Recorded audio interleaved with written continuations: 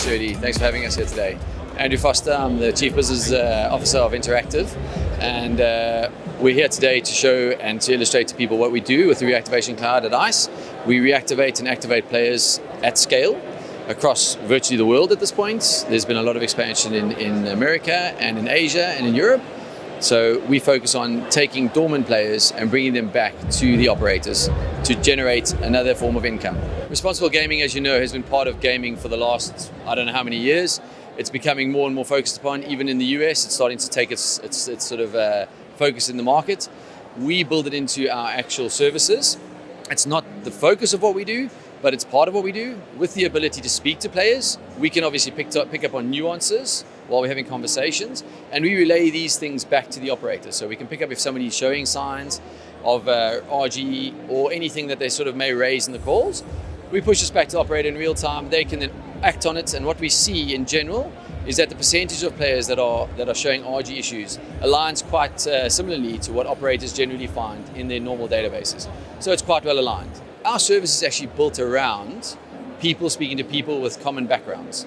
So we take it to the point where we only employ people who come from similar backgrounds.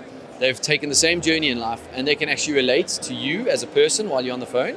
They're completely unscripted calls, and the idea around what we do is actually to bring back that fun and entertainment whilst actually being able to form a relationship and build almost a relationship with people on the phone.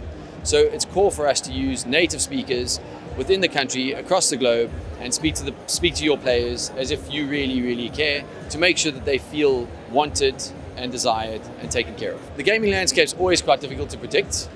With AI sort of coming into it and the sort of bigger generation of what it's able to do, I think personalization is going to be a key factor in what's going on in the industry. Obviously, that lends itself quite well to what we do because we focus on personalization, but I think the cohorts of players that are going to be targeted and spoken to and the relationship that you can form with them is going to become a lot stronger.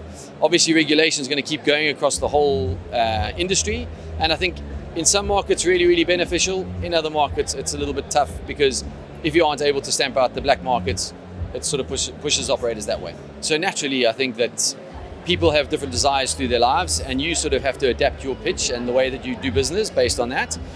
The one thing that we see is very sort of similar across them all, is that if you speak to people and you actually have a want and a desire to understand their needs and what they're actually out to get, then you can really tailor a product and really, really get into what they need, and they really build loyalty that way. So I think fundamentally what they're after is different, but when you actually speak to them and you actually understand what they want, that's the golden rule in terms of getting success. So that's what we sort of built the business around. It's what we believe, and I don't think it matters how old you are or where you're from. You really want to be heard, and that's the key factor in terms of what we do. Okay, the key success factors I think in Interactive is that the whole world is becoming a place where it's quite diluted and people get messages and emails and all the rest of those things, so you almost become dumbed down to the fact that people want to speak to you. We've gone back to the old adage of actually phoning somebody and showing that you care, and that's been something that's been core to us for many, many years. A lot of people that we speak to actually question, when people phone you or phone the players, how do they respond to that? And surprisingly, people respond really, really well because they actually feel that they need it, they're appreciated, they're heard.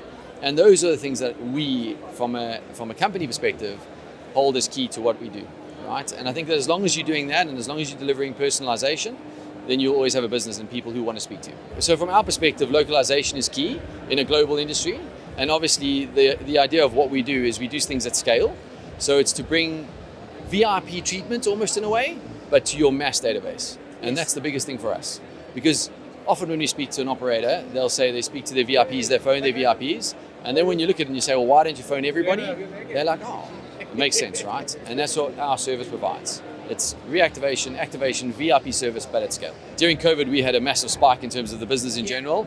The question mark is that because people had more time to play or they had this sort of distraction in terms of doing other things?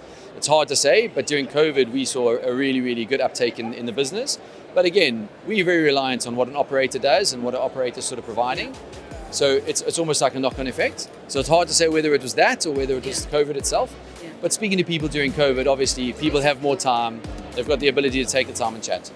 And that's a key factor for us as well.